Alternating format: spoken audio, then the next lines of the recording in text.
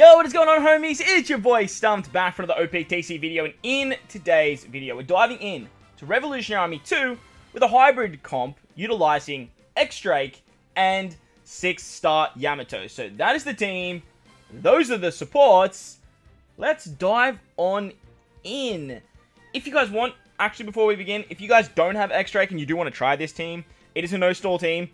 You can actually use Yamato as your captain, and then use the support of Luffy, the treasure map Luffy, to remove one turn of attack down. So that is something to note before we dive in. But with that said, let's dive in. Now, you might have noticed some pretty janky things with this particular team. We're using the Oro Jackson. The Oro Jackson is a free spirit and slasher-based ship. And X-Drake and Yamato both aren't free spirits. Neither are they slashers. We also have Kainu. Again, not a slasher. Not a free spirit. But the Oro Jackson is just so damn powerful here because it allows us to gain 2 turns of paralysis removal at our discretion. The big downside I did find to when I was team building with X-Drake, I couldn't fit double X-Drake to make this work because I just couldn't get the block orb manipulation.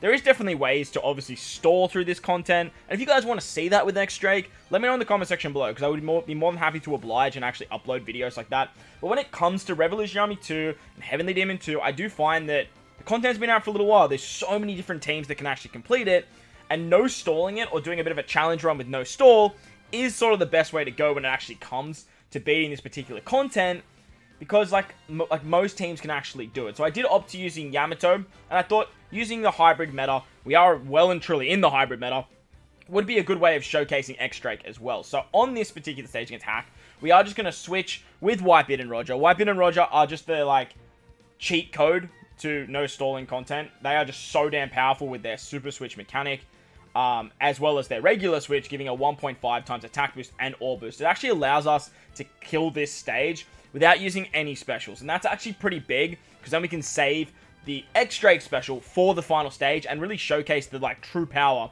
that is Yamato and X-Drake together. Unfortunately, with this particular team, because we're using a Kainu, running 6-star Yamato is actually better, but 6+ Yamato is going to be another really good hybrid option for X-Drake in the future as well. Once we hit the Kamakama stage, we need to remove the Bind as well as the Despair. And because we managed to save our Kaku special from the turn before, thanks to our attack down removing supports, we can actually use Kaku and Killer here to get around this particular stage. So it works very nicely. Killer is actually a character that can trigger X-Drake's super typing as well. The super typing, as I mentioned, has been very hard for me to trigger when I have been doing this team building. With like majority of teams, like stalling teams, stuff like that, that are going to require the stalling here and there, finding a character that can like suffice for X-Drake is not going to be that tricky. Obviously, all of the worst generation have very good representation. The Toby Ropo, they all have pretty good representation as well. But there is one thing that I would really love to see. I would have loved to have seen X-Drake's super type condition have Kaido and the lead performers. I think having something like Bonnie, Beige, and Urug are actually just quite redundant, because none of them are around in the Wano arc. I do understand why they're there, because they are part of the worst generation, but I just don't think that it's just... It doesn't help X-Drake in any way. And if he had those other 3 units that are like, mainly like King, Queen, and Kaido, like that would make him infinitely better, because he is a strictly powerhouse and striker-based leader. On the Kamakama stage with Ivankov 2, you wanted to pop that versatility. If you guys weren't paying attention or you were listening to me ramble, you wanted to pop that Akainu versatility, so that way you can get around the nasty mechanic that Sabo and Koala actually give to us, where they make all orbs unfavorable for 3 turns. Versabilities can't be blown away. I was trying something with Killer, but it actually got blown away, so just be mindful of that if you are trying this team. You do need to make sure you do farm up Akainu's versatility on the first 3 stages. Moving on to the Morley stage now, this is where that end of turn damage really shines for X-Drake. His ability to get around special reverse and resilience is going to be his shining factors. Not to mention, like, he has a very strong special and a very good captain ability, boosting powerhouse and strikers, 2 of the best classes in the entire game. But his ability to get around special reverse built into his captain ability, as well as the end of turn damage, allowing us to get end of turn damage to get through stuff like resilience, as you see on this Morley stage, is going to be very crucial moving forward. Thanks to Akainu and the Kuzan support, we get an orb boost, a chain lock, and we get the defense up and threshold removal, which is very nice. We can then switch into Roger on this particular stage against Bello Betty, saving the super switch for the next turn against Lindbergh. What you can do, though, is you can actually save the super typing of X-Drake for the next turn against Lindbergh. I think I actually used the super typing on the Sabo Koala stage. I don't think it's really essential there. It guarantees you more damage because of the super typing giving you 1.5 times extra to both the weaknesses as well as, the 0.25 to the weakness and the 0.5 to the strength. But on this particular stage against Bello Betty, like, having type advantage with just Roger helps out so damn much. We can almost get the versatility for the next stage as well. If you do get lucky and you manage to get that versatility back within 2 turns, which is actually very easy to do because you have stuff like Kaku special to give you matching orbs, like the quick orbs, I should say. You have the Versakainu special, as you saw on the Morley stage, to give you 6, which is really, really, really nice.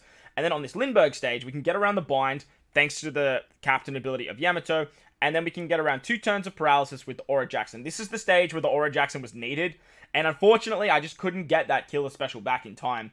No stalling means, like, no chance of getting, like, specials back, right? So, unless they have very, very low cooldowns, my killer is Limit Break Expanded as well. It just wasn't viable, unfortunately. So, with the Aura Jackson's help, we can get around that particular stage, and then we can use the Super Switch to just blast through our boy Lindbergh. From there, we're pretty much Gucci. We have the versatility for this stage against Karasu now.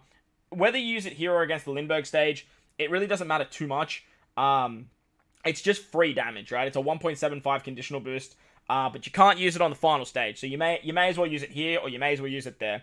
We then have the the switch ability of Whitebeard and Roger. We also have their special to give us a extra attack boost, and then the Hina support to get around the threshold, as well as them getting around the despair, which works very, very nicely.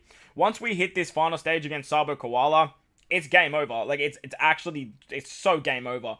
The big tricky part was actually hitting our goods against Hack at the very beginning of the fight to make sure that we still have our X-Drake special ready to go on this particular stage. X-Drake, being a powerhouse and a striker captain, is actually going to allow us to get a 2.5 times attack boost to our entire team, as well as giving us a chain boundary starting at 3.0. With Yamato following that up, Yamato is going to give a 1.2 times chain boost, and then her super typing is going to give us a 0.25 multiplier to that chain. So instead of going up by 0.3 with every perfect, it's going to go up by like a 0.375, something around that sort of margin. Which means that our chain multiplier is going to go absolutely bananas. You're going to use 2 specials on this turn. You do basically just, like, you don't even need to hit all your perfects here. Like, you have a full board of Wano odds. You have 2 5 times captains. Unfortunately, we're not below the 50% HP threshold. We're pretty close, but, like, we're not. But as you can see, literally just with my quick characters, it's see you later to our boy and girl Sabo Koala. So that's going to wrap up the video. Let me know if you guys want to see more content on X-Drake that does involve stalling. I'd be happy to do so with Double Drake. But make sure to go down there and belt the like button for me if you're new. Hit the big red subscribe button too. But guys, wherever you are in this beautiful world, please remember to enjoy the rest of your day. As always, homies, I thank you for watching, and I'll catch you all in the next one. Later!